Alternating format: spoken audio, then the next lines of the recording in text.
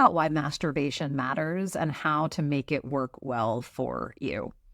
I was having a conversation with a client who gave me this whole list of, well, I don't really like vibrating toys, and I don't like this position, and I don't like it that way, as if she needed to check those boxes in order to be masturbating the right way. And what I really took away from that, and I want to share with you, is that there isn't an objective right or wrong way to masturbate, and there isn't an objective right or wrong relationship to have to masturbation on the whole.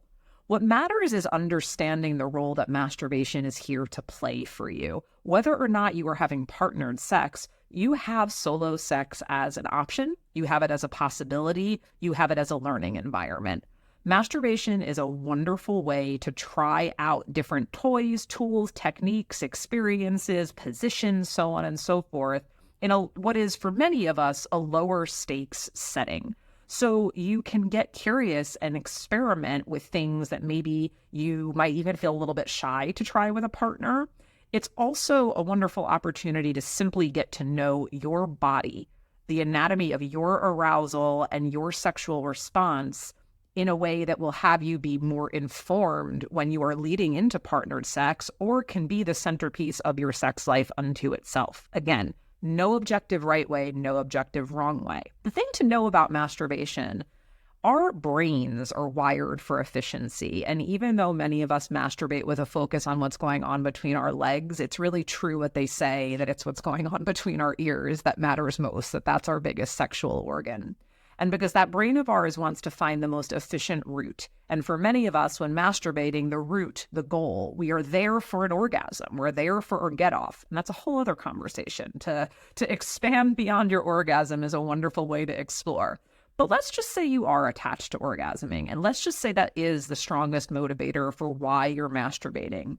The thing to understand is that chances are good you, like most of us, found a way to masturbate somewhere earlier on in your life that got you from A to B. It got you from registering some need, a turn on, a desire for release, whatever it might be, and getting to that release via an orgasm. So that is a well-worn neural pathway that your brain has well established. It knows how to get there. So you've got the position you put your body in. You've got the amount of friction and speed and pressure that you apply to your genitals in whatever particular way you do that. You might use a particular toy or a technique with your hand. Maybe you watch a kind of porn or listen to erotica or play a fantasy in your mind. But it's your way, and thus it is the quickest, surest way to get you where you want to go. What that means is that anytime you're introducing new elements to masturbation, it's basically like you are bushwhacking with a machete through a jungle that has no paths charted yet. And that's not a bad thing. You absolutely can chart that path. Simply know that it's going to take a little longer. It's going to take a little more effort. So you will go slower. It requires some patience and some dedication to establish a really clearly worn path that you'll be able to follow in the future.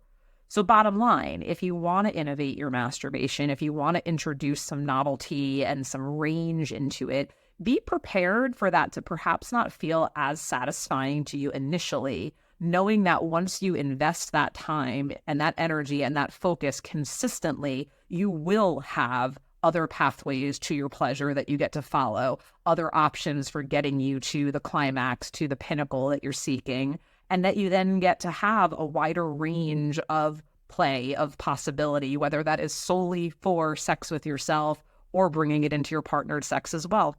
Have fun with that.